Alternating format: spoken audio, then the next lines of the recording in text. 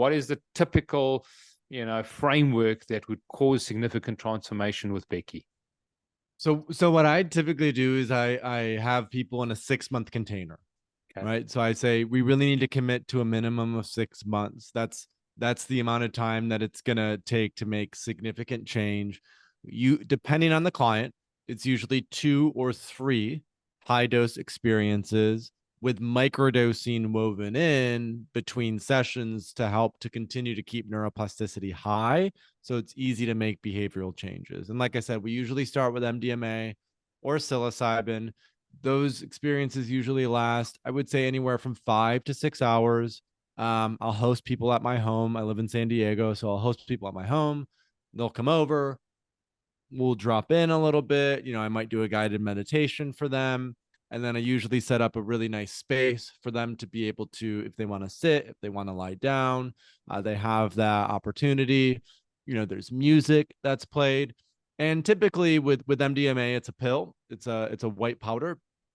With psilocybin, chocolates are the most common form in which psilocybin is delivered. So they'll either take the pill or eat the chocolate, and then they'll go on about a 4 to 5 hour journey.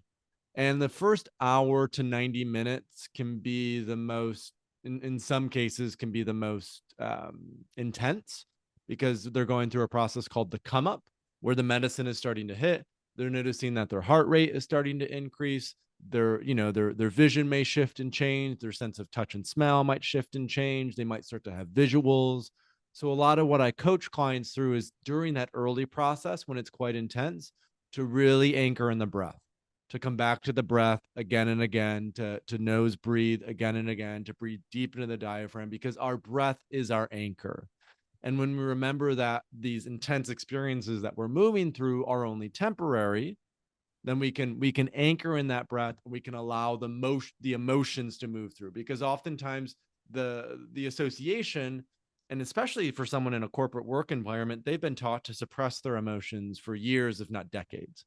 Right. So oftentimes when we're working with a high dose of psychedelics for the first time, all of a sudden, all these emotions that we had kept kind of like battered down, all are starting to come up.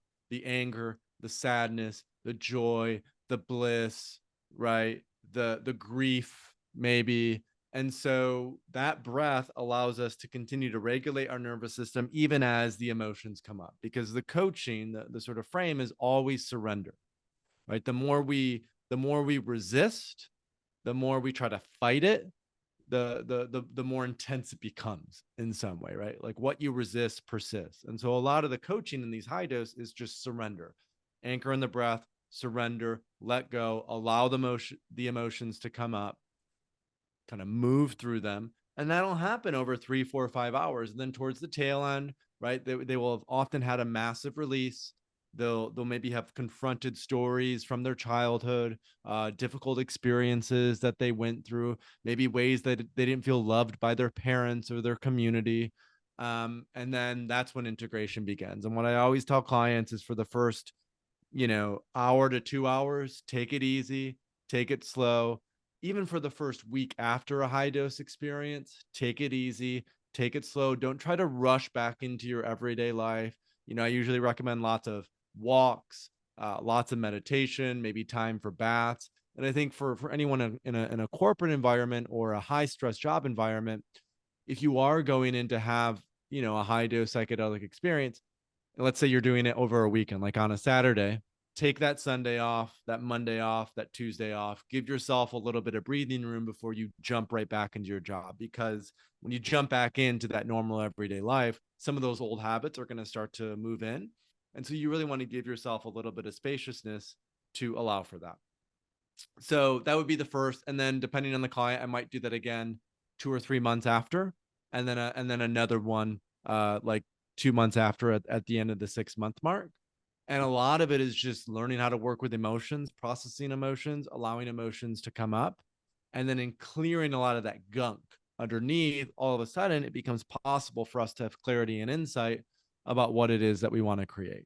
And then the last thing I'll note, because I wrote the book on it, Mastering Microdosing, is microdosing is a great tool to weave in between those high dose sessions.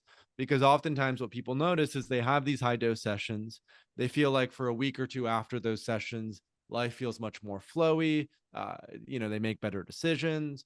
They can shift and change a lot easier. But then at some point, the old ways start to come in. And so microdosing is a way to just keep those channels of neuroplasticity open for longer so we can continue to weave in new ways of being as we go back into our everyday life.